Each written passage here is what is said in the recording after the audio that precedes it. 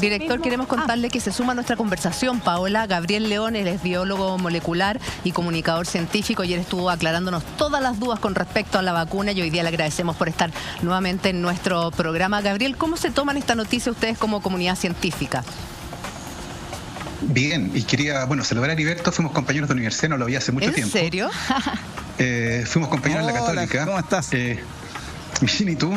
Y quiero felicitarlo. Bien, quiero felicitarlo porque el ejercicio de transparencia, de transmitir esta sesión de discusión con presentaciones muy claras en un lenguaje que era comprensible no solo para gente que viene del mundo científico, ciertamente aporta con transparencia para este proceso que requiere el apoyo de la ciudadanía. Y creo que en eso el ISP se anotó un tremendo poroto porque fue muy, muy importante haber hecho partícipe de la comunidad de este proceso. ¿Director? No, pues gracias, Gabriel. Estamos trabajando justamente para eso. Es la idea. Sabemos la necesidad de que la gente tenga transparencia en los datos, que gane la ciencia por sobre los rumores, y para eso la única forma es hacer información. Y mientras más información, llenemos más de información científica a la gente y no de tanta información de fake news que al final no ayuda en nada. No, muy bien. Y Gabriel, sí, no podemos contar muchos detalles de las cosas que hacíamos en la U, pero bueno. Se ríe Gabriel, aplaude. Eso da para pensar, da para pensar. Bueno, entre los dos compañeros de universidad, entonces vamos a aclarar todas sus dudas. Porque estamos en manos de ustedes, pues. Sí. Mejor nos olvidamos la universidad por ahora. Sí. Oye, dentro de las cosas que llamó la atención hoy día cuando estaba el comité de expertos analizando precisamente la aprobación de esta vacuna fue el tema de los 52 días de inmunidad. ¿A qué se refiere? ¿Podrían darle un contexto? Porque mucha gente escuchó y dijo 52 días de inmunidad, tanto tiempo, tanta vacuna y para 52 días. Gabriel. Claro. Lo que pasa, hay que recordar, como dijo también Heriberto, que estos datos se basan en estudios que están todavía en marcha y por lo tanto el límite superior de inmunidad todavía no lo conocemos. Es un dato que vamos a conocer a medida que pase más tiempo. Entonces no se queden con la sensación de que solo ese es el tiempo de inmunidad. Por eso es tan importante muchas veces tratar de ir un poco, ¿cierto?, abriéndose a través de los datos que se fueron presentados. Lo mismo con lo que ocurría y comentaban, por ejemplo, ustedes con el caso de los niños menores de 16 años, que originalmente no fueron incluidos menores de 16 en el ensayo clínico, pero actualmente están incluidos en un ensayo que todavía no tiene su resultado. Entonces es muy probable que cuando pase el tiempo tengamos los datos del ensayo en ese rango etario entre 12 y 16 y muy probablemente cuando eso ocurra el ISP va a tener que reunirse de nuevo, analizar esos datos y extender esa autorización, cuando corresponde evidentemente, hasta los 12 años si es que los datos tienen un estándar de calidad adecuado. Entonces, ojo, esto es un proceso que sigue en marcha y cada día que pasa aprendemos un poco más, no solo sobre la enfermedad, sino que también sobre la vacuna. Por eso es tan importante el plan que se presentó hoy día, por ejemplo, de monitoreo de efectos adversos, que hay un plan especial para eso, junto con los datos que se presentaron, por ejemplo, de la logística y transporte. Entonces, toda la información que se entregó de muchas áreas distintas apunta justamente a eso. Esto es un trabajo de largo plazo que comienza el día de hoy con la autorización de emergencia. El registro sanitario sigue su marcha normal en paralelo, pero es un trabajo que tiene muchas áreas involucradas y entre esas ir actualizando la información que vamos a tener a medida que pase el tiempo. Mira, partamos por la logística. Hoy día el director decía que finalmente nosotros en Chile contábamos con la logística para poder recibir estas vacunas. Según lo que nosotros tenemos entendido, el laboratorio Pfizer se compromete a llevar las dosis hasta el aeropuerto del país y de ahí se encarga cada país. ¿Es así, director? Correcto, es un trabajo mancomunado, ¿cierto?, entre el laboratorio Pfizer, PNI y nosotros para que todo funcione en regla. Quería agregar a los 52 días, es que ese es el dato que el estudio clínico de hoy nos dio. Ahí esto va avanzando, como dice muy bien Gabriel, y probablemente en un par de días más vamos a ver que la inmunidad dura más que 52, sino que dura 90 días, no sé. Esto es parte del proceso. Y en base a eso vamos tomando diferentes decisiones. Director, ahora, pero también es importante de todas maneras, que vamos a tener que vacunar todos los años. ¿Sí? Perdón que lo interrumpa. De todas maneras, vamos a tener que vacunar todos los años contra el coronavirus. Eso iba, que eso tampoco lo sabemos hasta que tengamos claridad de cuánto dura la inmunidad completa. La inmunidad esta la van midiendo en base a que el primer vacunado lo van haciendo seguimiento hasta el día 52. Eso es lo que tienen. Y ahora están haciendo seguimiento el día 53 en adelante. Entonces, a medida que esto vaya avanzando, van a saber que la inmunidad puede durar 1 año, 2 años o quizá es una inmunidad perpetua. Vamos a ver. Esperemos que sea de lo más largo posible. Lo que sí hay que tener claro es que si tú te vacunas con una vacuna, en este caso la de Pfizer, tienes que vacunarte de la segunda dosis con la de Pfizer. ¿Y por qué esto es importante? Ahora, porque no existe intercambiabilidad de vacunas. Porque después vamos a tener la vacuna de AstraZeneca y podría eventualmente generar un conflicto ahí. Don Heriberto, es que antes de que se vaya no le puedo dejar de preguntar, porque la FDA va a analizar la vacuna Moderna, entiendo que entre hoy o mañana. O sea, dentro de muy poquito podríamos tener mañana, ¿verdad? 2 o 3 laboratorios que van a ofrecer la vacuna y que va a estar certificada. Si eso ocurre, yo sé que el ISP está muy alineado con lo que hace la FDA, que me parece súper bien porque acortan tiempo y maximizan los recursos. Por lo tanto, podríamos tener en Chile en enero o en febrero quizás 2 vacunas que estén en paralelo siendo utilizadas en el plan nacional. Podría pasar que en Chile tengamos más de una vacuna en el mismo momento y plan de vacunación. Y por eso es importante que sea súper claro el tema de que no existe intercambiabilidad entre vacunas. Tú no puedes vacunarte con la vacuna A y después con la vacuna B, sino que mantienes el plan de vacunación con la vacuna A. En este caso la de Pfizer o la de AstraZeneca o la de Sinovac, la que siga. Ahora, si el plan de vacunación parte el otro año, puede ser que te vacunes con otra vacuna, eso no hay ningún problema, eso es parte de lo que se hace con la vacuna de la influenza. Pero lo que no debe pasar es que en el plan de vacuna de la dosis 1 y la dosis 2 tú cambies de vacuna. Exacto. Perfecto. Queremos agradecerle, director, por haber estado esta tarde con nosotros. Sabemos que se tiene que ir, que tiene una agenda muy, pero muy apretada. No sé si quiere aprovechar nuestras cámaras para hacer un llamado a la tranquilidad a la población, a que es seguro, a que ustedes hoy día lo debatieron muy largamente y llegaron a esa conclusión. Por supuesto, o sea, ¿qué más decir? Y agradecerles también a ustedes que difundan el mensaje de que la Instituto de Salud Pública es una institución seria, que está al mismo nivel que la FDA y que está haciendo la tarea igual y mejor a veces. De repente decimos, estamos mirando a la FDA, de repente la FDA también nos está mirando y está mirando los datos que hoy día nosotros hicimos por streaming y la FDA probablemente está tomando también decisiones en base a lo que nosotros hoy día presentamos. Entonces, esto es un trabajo de todo el mundo científico a nivel mundial, porque queremos erradicar el COVID-19. Y para eso la gente, por favor, tenga toda la confianza que una vez que el plan de vacunación inicie, se vacune. Y se vacune con las medidas sanitarias respectivas, también con la distancia, vaya con su mascarilla y siga todos los procesos que tiene que seguirse. Todo clarito. Muchas gracias, director. Muchachos. Gracias, Pablo. Retomamos el contacto contigo en algunos momentos más. Seguimos conversando con Gabriel León. Usted le puede hacer todas sus dudas, todas sus preguntas a través de nuestras redes sociales y especialmente a través de nuestro WhatsApp. Y Gabriel, dentro de lo que se dijo desde el momento 1, que se conocieron los detalles de la vacuna Pfizer, era el problema logístico, que era transportar estas vacunas a menos de 70 grados, en mantenerlas, en cómo iba a ser el proceso de poder repartirlos por región en nuestro país. Un proceso que aparentemente es complejo. Exactamente. La naturaleza de la vacuna, que está basada en una molécula de ARN mensajero, que es una molécula extremadamente lábil dentro de nuestras células. En esas condiciones, un ARN mensajero usualmente dura entre minutos y horas, con algunos mecanismos que permiten tanto estabilizarlo como degradarlo más rápido. Y por lo tanto, como se trata de una molécula tan inestable, es importante mantener la temperatura baja. Y eso ciertamente ha sido un desafío. De hecho, científicos de Pfizer tuvieron que desarrollar no solo la vacuna, sino que también un contenedor especial para poder transportarla. Son cajas especiales que van rellenas además con hielo seco, que es CO2 en estado sólido, dióxido de carbono en estado sólido, que tiene una temperatura de 75 grados bajo cero. Y eso también contribuye un poco a los problemas logísticos, porque a medida que pasa el tiempo, ese CO2 que está en estado sólido se convierte en CO2 gaseoso.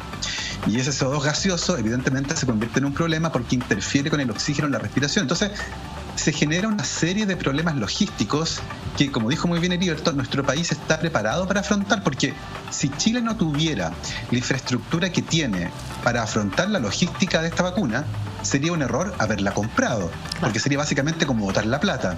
La ventaja de tener una estructura hospitalaria, un sistema de logística, la coordinación que tenemos, es que permite justamente asumir tareas que son complejas.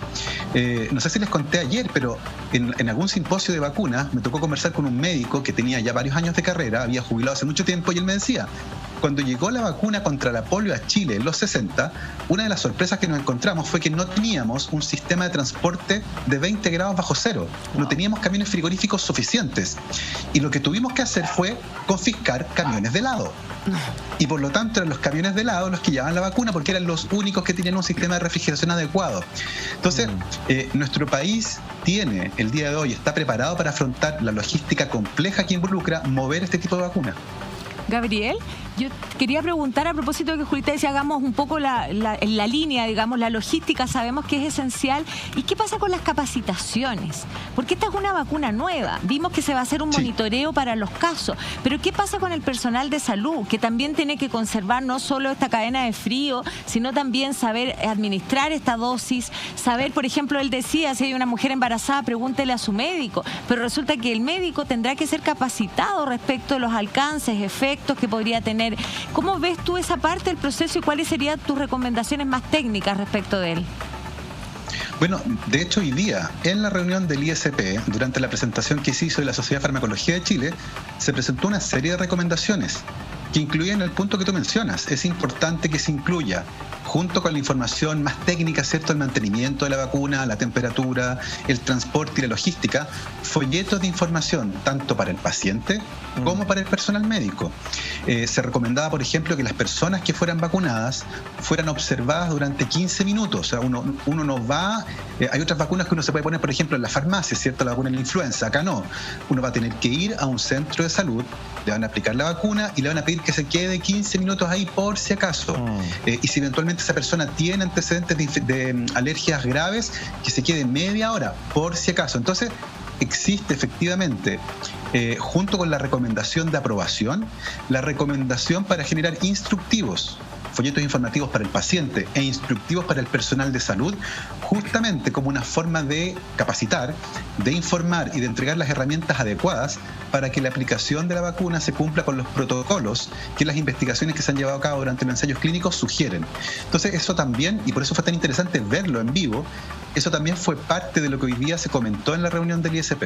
Doctor, bueno, mira, tanto la reunión del ISP como la reunión de la FDA fueron públicas. La de la FDA también uno la podía seguir. Habitualmente la de la FDA para este tipo de medicamentos o vacunas son públicas. Lo del ISP me parece que podría marcar un precedente. Yo sigo leyendo este hashtag yo no me vacuno.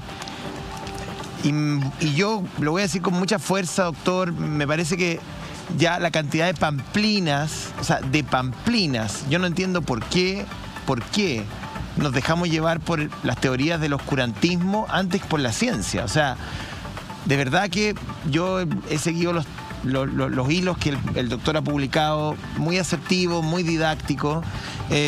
Creo también que hay una serie de temas políticos, mencionaba Bolsonaro, el mismo Trump en toda la primera parte de la pandemia, son movimientos políticos tremendamente nocivos. O sea, hoy día lo que vimos es un hecho súper histórico y yo creo que nos vamos a acordar por muchísimo tiempo. O sea, esto efectivamente es un capítulo donde la humanidad ha logrado en un tiempo récord lograr encontrar la llave para salir de un verdadero laberinto donde estábamos encerrados por muchísimos meses. Me parece una irresponsabilidad brutal de que alguien sin ni una prueba siquiera diga que no se va a vacunar. O sea, me parece de verdad, yo sé que no se puede forzar, que hay una libertad individual aquí y en todas partes del mundo, pero hay una conciencia también del otro, porque no solamente yo me estoy protegiendo a mí, sino que estoy, o sea, si esa persona que no se vacuna no va a salir de su casa, bueno, me parece que está perfecto, pero si va a tener contacto con otra gente, va a ser un agente que no va a permitir erradicar la enfermedad.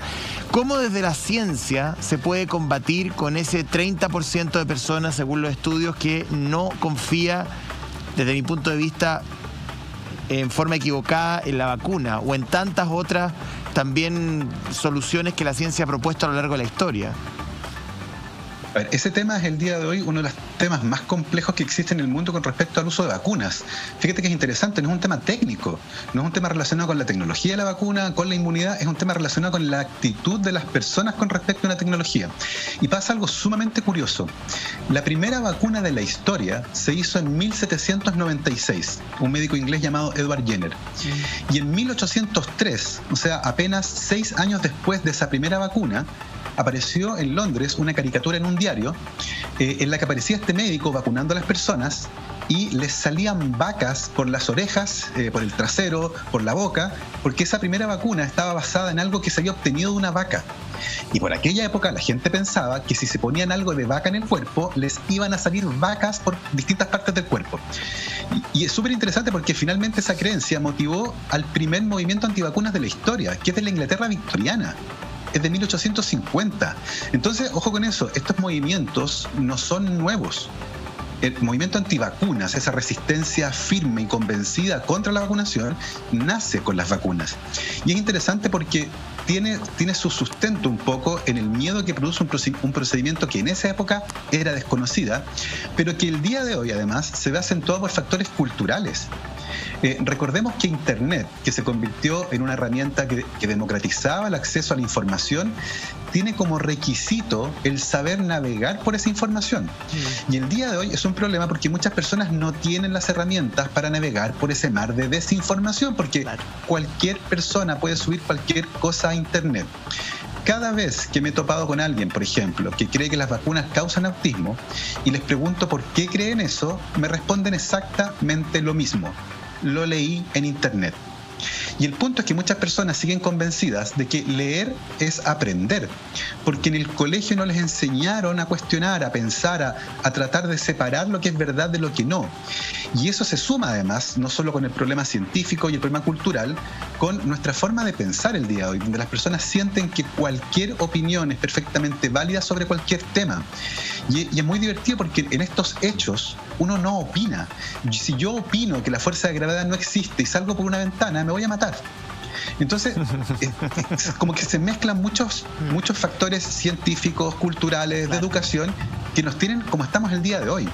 En lo Estados que pasa, Unidos, piensa tú que las personas... doctor, dime. Mire, yo creo que hay muchas personas que tienen costumbres mucho más riesgosas que ponerse una vacuna, y no las voy a mencionar, digamos, por no ser grosero a esta hora, pero me parece que hay muchas personas que ponen en riesgo su salud todos los días, haciendo muchas cosas que parecen tremendamente habituales y normales, y luego tienen problemas porque creen que al ponerse una vacuna con un ARN mensajero les van a implantar una suerte de GPS. Por favor, o sea, de verdad, que yo creo que ahí los medios de comunicación tenemos una súper responsabilidad en abrir espacios de este tipo. José, pero a ver, en Twitter uno ve, yo leyendo los mensajes de Twitter, la verdad que se convierte en hashtag, porque también hay gente que se burla de aquellos que no creen. Entonces, como dice, como cosas habituales, te comes una sopaipilla con ketchup en la calle y no te va a poner la vacuna, yo no me vacuno. Después el otro dice, vendo camioneta, yo no me vacuno.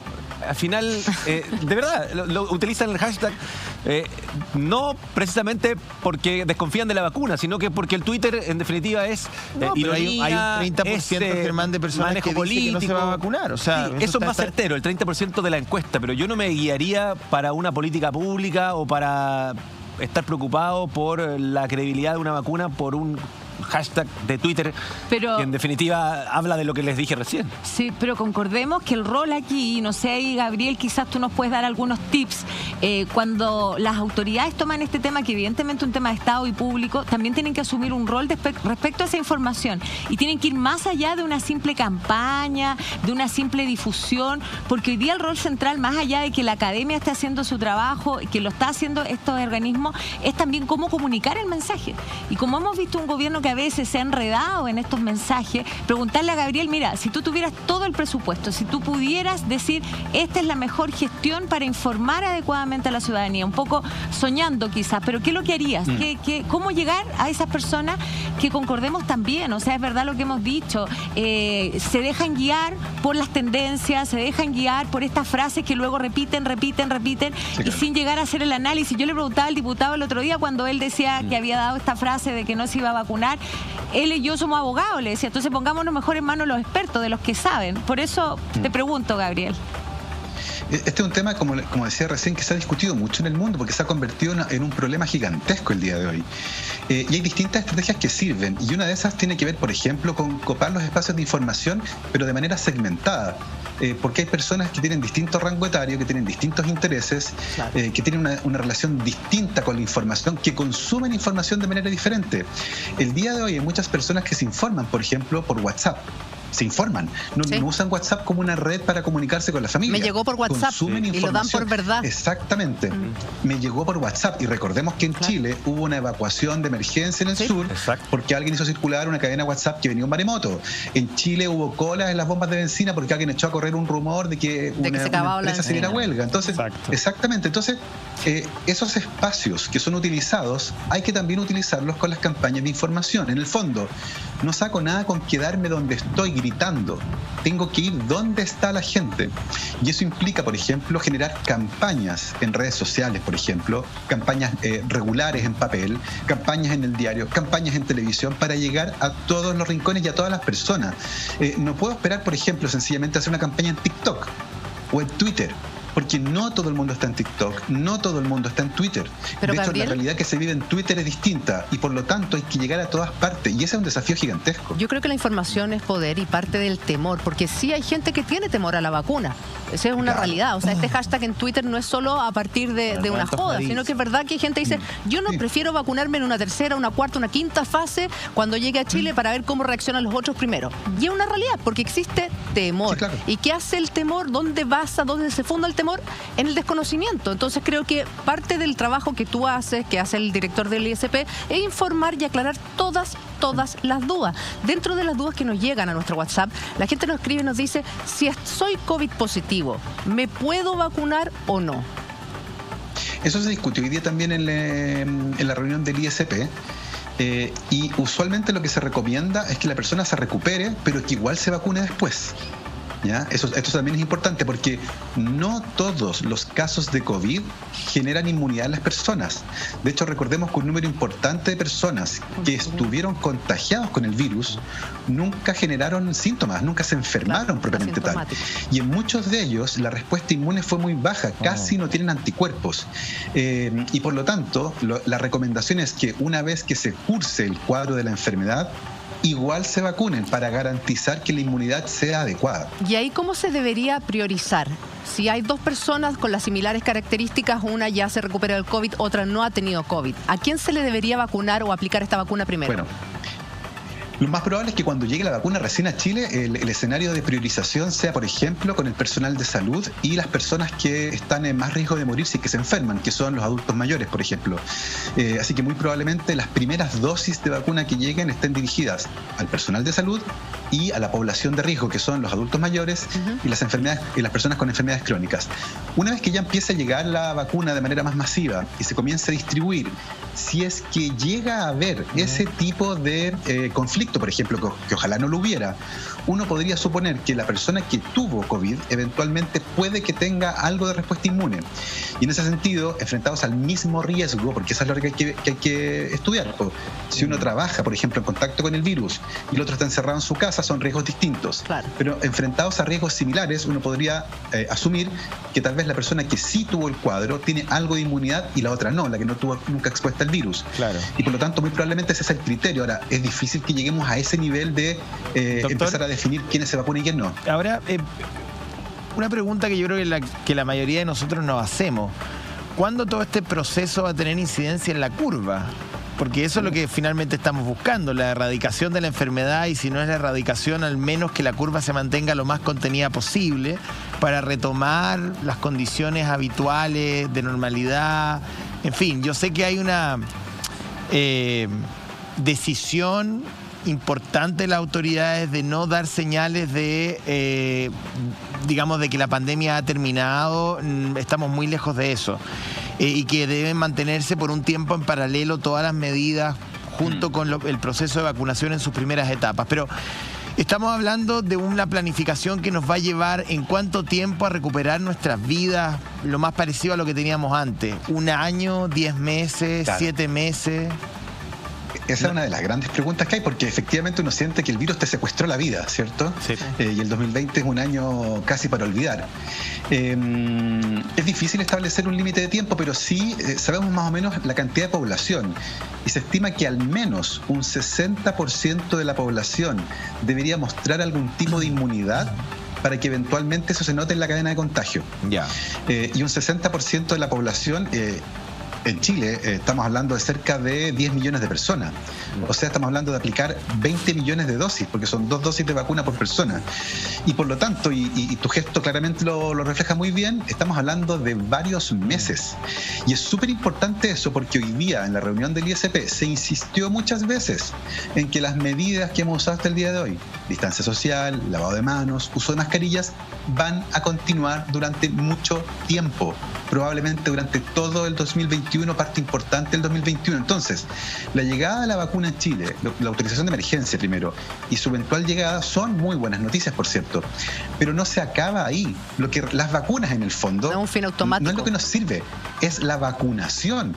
Y ese proceso es complejo y requiere una masividad importante para que tenga un efecto en la cadena de contagio. Y por lo tanto estamos hablando al menos de medio año, del próximo año, cuando la vacuna llegue de manera masiva. Así que va a pasar harto tiempo todavía.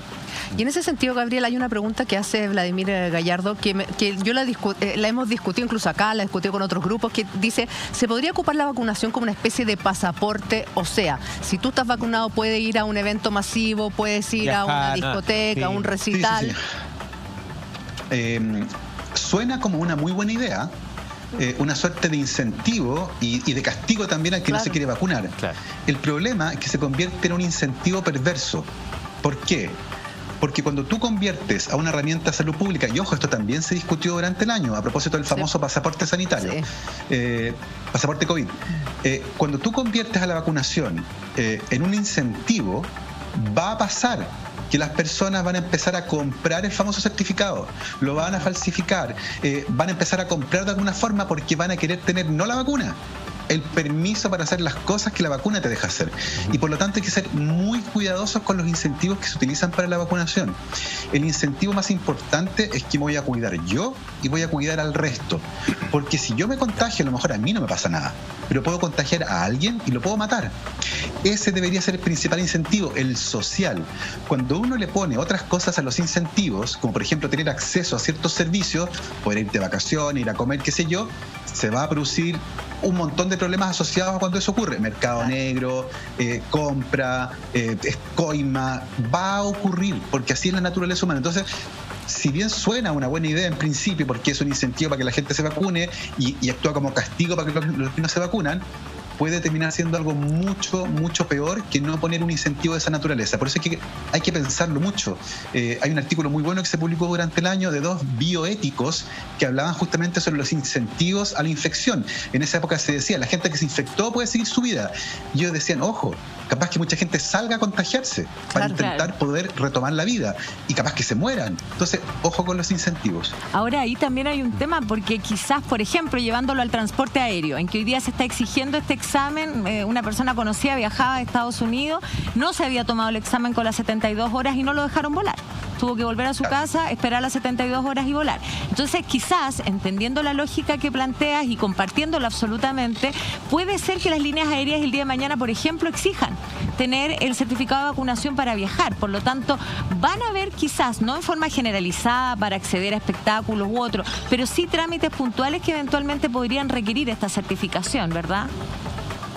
Y particularmente el caso de los vuelos comerciales es muy relevante. El día de hoy existe el doble de vuelos comerciales que hace 20 años atrás. Claro. Y esto facilita evidentemente la diseminación de este tipo de virus, que, ojo, uno de los grandes problemas de este virus es que durante una ventana temporal importante las personas no manifiestan síntomas, pero sí lo contagian. Y por lo tanto alguien se puede subir a un avión en Italia y sentirse muy bien y llegar a California y 2 días después empezar con síntomas, y en el camino contagió un montón de personas. Entonces, ciertamente, ese escenario en particular, el de los vuelos comerciales, es uno crítico, porque sabemos que han contribuido enormemente a distribuir el virus por el mundo, y por lo tanto, va a ser uno de los puntos que hay que controlar. Dentro de las expectativas y de la esperanza que se esperan del anuncio que hizo hoy día el ISP, lo que va a anunciar esta noche el presidente de la República, y ahí me gustaría preguntarte a ti, Gabriel, es qué opciones o qué posibilidades hay que este proceso de vacunación, que debería comenzar entre Navidad y Año Nuevo en nuestro país, pudiese frenar un segundo pic de COVID, que incluso algunos han llegado a asegurar que va a ser más dramático febrero que enero. O sea...